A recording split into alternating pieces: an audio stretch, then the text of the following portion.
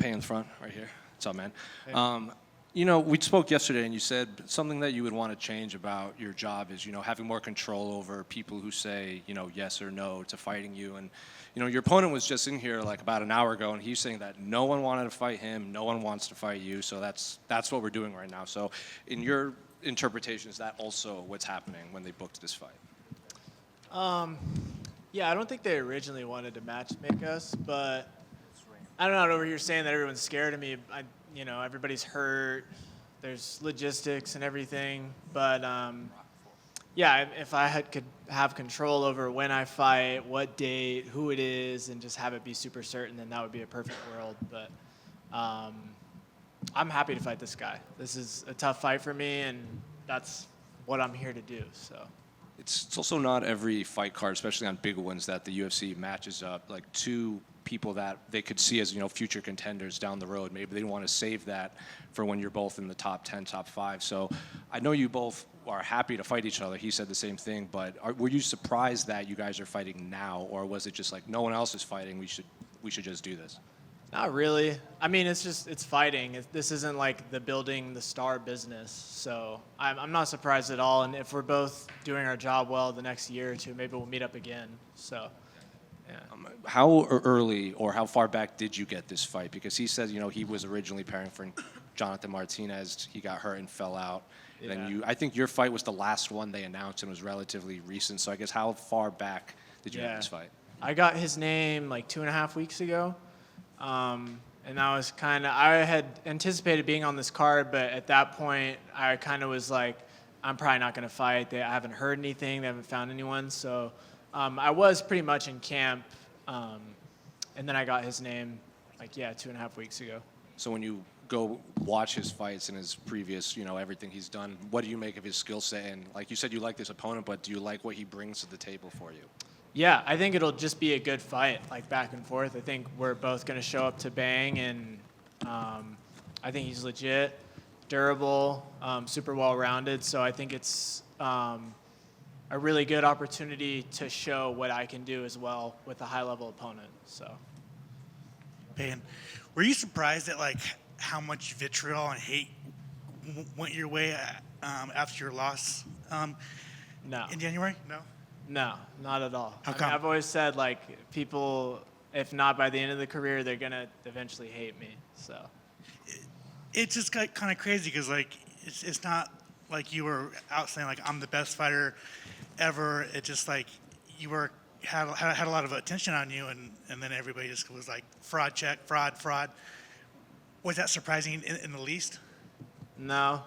I mean, people are just fickle. And then especially online, our memories are like goldfish, It was kind of over with 3 weeks after it even happened, but no, I wasn't surprised. How soon did you get over the loss? I'm still not over the loss. I don't think I ever will be over that. I took that to heart. That's it's a loss, but the ref isn't in there, and you're on the street with somebody like that, and your life could be ended. It's deep, man. So I take that to heart, and that's been my motivating factor every time I've been to the gym. Was there any big lessons that you took from that fight that you could share? Yeah, just be a more well-rounded fighter. Yeah. Are you letting the hair grow back out big, or is just kind of just going with it? I am right now. It's longer, yeah. We'll see. Good luck. Thanks. Payton, I know you mentioned there the people having goldfish memory, but I think the UFC, even regardless of you coming off a loss, still sees you as a potential future star in this sport. Obviously, putting you on International Fight Week seemed like they were just determined to put you on this card. So, I guess how does that make you feel from a promotional standpoint? I mean, it's nice. At the end of the day, the important thing is to just get in these dog fights and try to come out on top. But still being able to be offered that kind of an opportunity is nice. It's just opportunity to overcome adversity. So, Given that goldfish memory we just talked about, do you think come Saturday night when you make the walk, the arena will be cheering for you all over again? I don't know. Maybe I'm sure there'll be some cheers. I don't really know how it's gonna feel. Yeah. Last one outside of what was harder, the Barcelos fight or the Ryan Hammers fight? Probably the Ryan Hammers fight. That was like over before it started. So, yeah.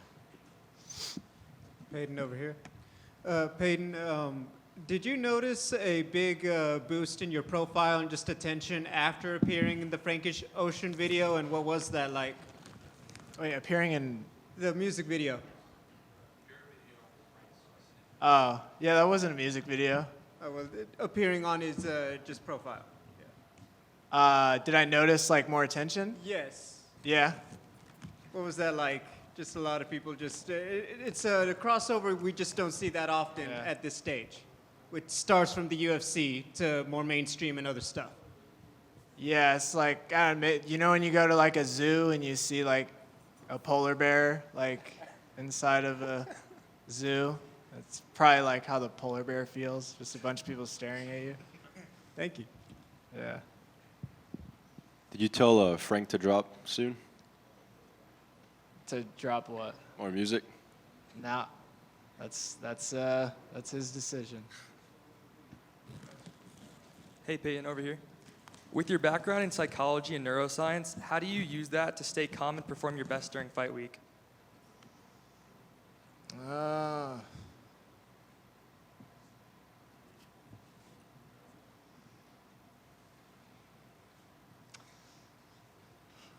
I think it just goes into like preparation. I don't know if psychology plays too much of a role into like the actual fight week, but I think just staying present and your ability to like recognize negative thinking patterns. But I think at the end of the day, a lot of it just stems from like insecurity within your own training camp. And if you're doing those little things and you're leaving no stone unturned, then that's what gives you the confidence on your fight week. So I think a lot of that is done before fight week. Like this week, it's just like time continues to pass, like no matter how I feel about it. And, you know, whatever the emotions are, you still have to do the same task. So. Back here in the right, you've had a bunch of really good performances. You have one off night. What do you do to get back to having the kind of performances you want to on Saturday? It's already been done. I mean, I just have to show up on Saturday and just be me and fight how I am. But all the work's already been done. It's just been, you know, getting back to what's important in training, getting on top of strength and conditioning, and just like countless hours of drilling some of those holes. On that, do you feel there was any adjustments that had to be made to get back to that consistency, or is it just your focus? No, there were some adjustments for sure. Yeah, like it's just like changing your style a little bit. Like every time you fight an opponent, it's a little bit different of a fight. So, yeah, definitely some adjustments and correcting some things that I saw were going to be a problem for me long term if I kept fighting the way I was fighting.